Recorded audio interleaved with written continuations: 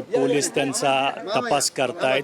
खरं तर सगळाच प्रकार आज हडप सरकारांच्या दृष्टीने धक्कादायक आहे, पण अजूनही खात्रीलायक माहिती पोलीस ज्यावेळी पूर्ण तपास करतील त्यावेळीच ताब्यात येईल. पण असं कळतं आहे की बाबा कोणीतरी दुपारच्या वेळेला किंवा संध्याकाळच्या वेळेला दुसऱ्या मजल्यावरती बाथरूममध्ये काही वस्तू संदिग्ध ठेवली होती, त्याच्यानंतर ती परत बाहेर काहीतरी काढण्यात आली, असं सगळं आहे.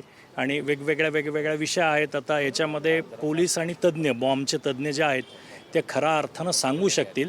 पण आत्ता परिस्थिती नियंत्रणात आहे.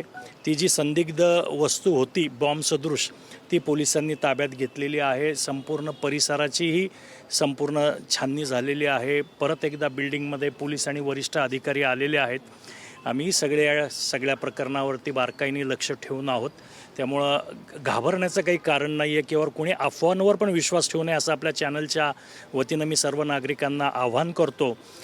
पोलीस काही वेळातच त्यांचा रिपोर्ट देतील की काय पद्धतीची वस्तू होती, कशी बनवली होती, नक्की काय होतं आणि आता कशाचा नक्की त्याच्यामागे उद्देश काय होता, काय हॉस्पिटलला टार्गेट करण्याचा उद्देश काय असावा, हे सगळं आता पोलीस तपासात थोडंसं समोर येईल.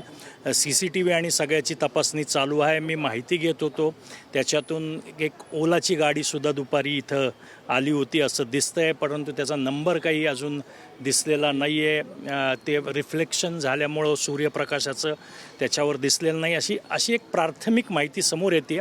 पण याच्यावरती ज्यावेळी पोलीस अधिकारी विश्वासार्ह पद्धतीने सगळं सांगतील त्याचवेळी नक्की काय सत्य आहे ते आपल्यासमोर येईल. या बाकीच्या सगळ्या गोष्टी ज्या आहेत त्या IQ किंवा आता जे नागरिक चर्चा करतायत त्याच्या माध्यमातून समजत आहेत.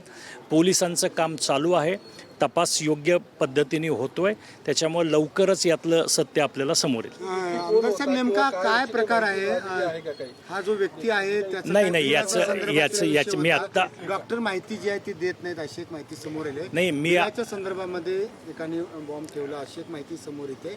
तरी काय नाही, आता हाच विषय तपासाचा आहे. कारण डॉक्टरांच्या हॉस्पिटलमध्ये असं कृत्य का करावं हाच एक महत्त्वाचा प्रश्न आहे. मग याच्या मागचे जे काही अँगल असतील, विविध जे काही तपासाचे पैलू असतील ते सगळे पोलीस तपासत आहेत.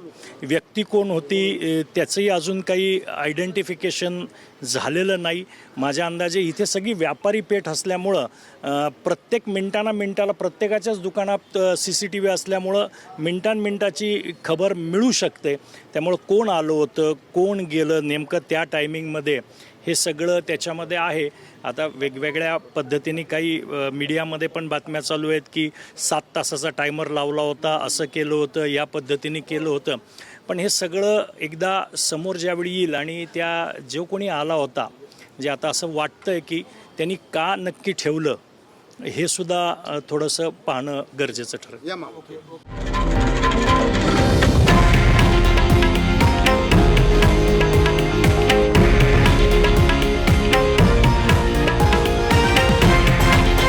हे आहे देशातील नंबर 1 न्यूज नेटवर्क आणि आपण पाहत आहात TV9 मराठी, एकमेव.